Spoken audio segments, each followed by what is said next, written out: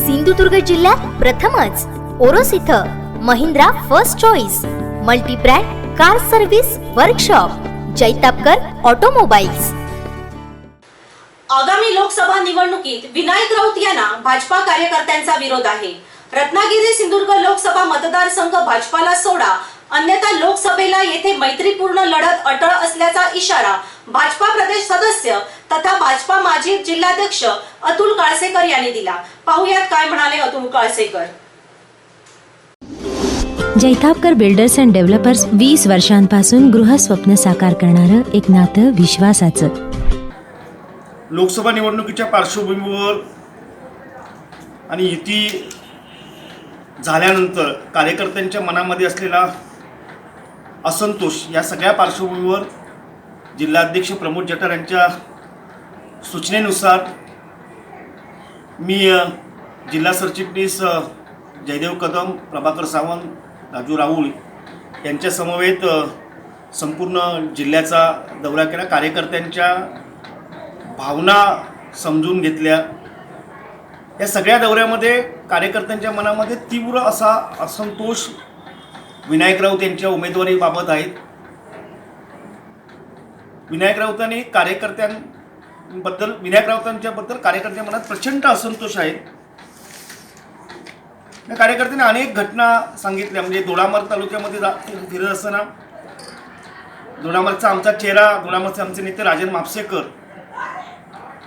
यांचा पराभव करण्यासाठी ज्या हीन पद्धतीचं राजकारण दोडामार्ग तालुक्यात शिवसेनेने केलं, त्या बांद्यातला भाजपचा गड पडण्यासाठी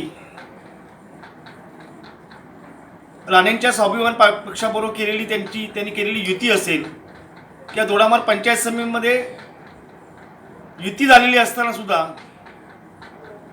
स्वाभिमानचा सभापती आणि सेनेचा उपसभापती असं युती करून त्यांनी आघाडी करून स्वाभिमानबरोबर बसवला। इकडे तर राणेंच्याबद्दल बोलायचं आणि दुसरीकडे राणेंबरोबर युती करून सत्तेची स्थानं मिळवायची।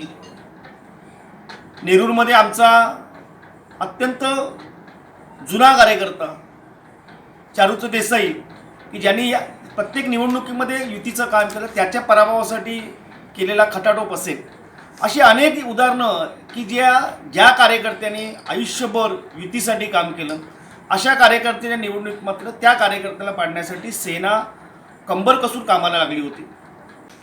कार्यकर्त्यांना युतीचे आम्ही समर्थक आहोत, मान्य आहे, त्यातनं युतीचं स्वागतच सुद्धा आम्ही केलं आहे, पण त्याबरोबर कार्यकर्त्यांचा आत्मसन्मान सांभाळणारा आणि पक्षाला सन्मान देणारा, पक्ष सन्मान सांभाळणारा उमेदवार आम्हाला हवा आहे। त्यातून एकमुखी कार्यकर्त्यांची मागणी की सत्तेच्या वाटपामध्ये निधीचं वाटप असेल, कार्यक्रमातला प्रोटोकॉल असेल, अशा अनेक ठिकाणी विनायक राऊत यांनी भाजपच्या कार्यकर्त्यांकडे दुर्लक्ष केलेलं आहे।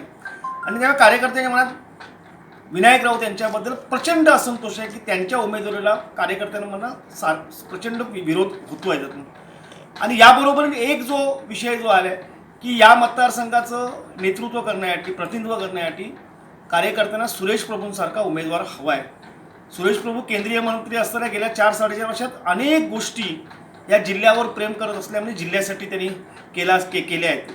म्हणजे वानगी दाखल सांगायचं झालं तर पारंपरिक मच्छीमारांचा विषय असेल, त्या पारंपरिक मच्छीमारांच्या विषयामध्ये सुरेश प्रभूंनी केंद्रीय स्तरावर पाठपुरावा केला। LED फिशिंग असेल, त्याच्या विरोधासाठी प्रयत्न केला।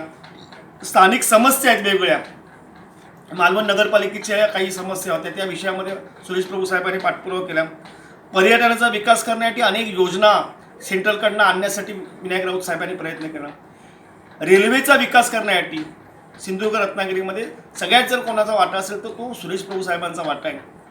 कोल्हापूर विजयदुर्ग रेल्वेसाठीचे पैसे उपलब्ध करून सुरेश प्रभू साहेबांनी दिले। आंबा बागायतदारांसाठी GI मानांकनाचा विषय हा सुरेश प्रभू साहेबांमुळे झालेला विषय आहे। वनसंज्ञा CRZ हे दोन्ही विषय जे सुटत आहेत, हे ह्याचं संपूर्ण क्रेडिट हे सुरेश प्रभू साहेबांनाच दिलं पाहिजे। ज्या बैठकीमध्ये BSNL टॉवरचा विषय प्रभूसभेने मार्गी लावला, त्या अधिकाऱ्यांना या ठिकाणी बोलवलं, ज्या ज्या ठिकाणी रिंग आहे त्या ठिकाणी टॉवर करण्याचं ठरवलं. या टॉवरची उद्घाटन करत असताना मात्र विनायक राऊत साहेबांनी एकदा चुकून सुद्धा कधी सुरेश प्रभू साहेबांच्या नावाचा उल्लेख केला नाही. ह्यांच्याबद्दल कार्यकर्त्यांच्या मनामध्ये असंतोष आहे. त्यामुळे एकतर हा मतदारसंघ भारतीय जनता पक्षाला सोडावा आणि सुरेश प्रभूंना या मतदारसंघात उमेदवारी द्यावी, आणि हेही जमत नसेल तर मैत्रीपूर्ण लढत करण्यासाठी आम्हाला परवानगी द्यावी, अशा प्रकारची मागणी कार्यकर्त्यांकडनं या बैठकांमधनं आलेली आहे. 100% 11 मार्चला राज्यमंत्री रवींद्र चव्हाण साहेब यांच्या उपस्थितीत सकाळी 11 वाजता भगवती मंगल कार्यालय या ठिकाणी जिल्हा कार्यकारिणीची व्यापक बैठक होणार आहे.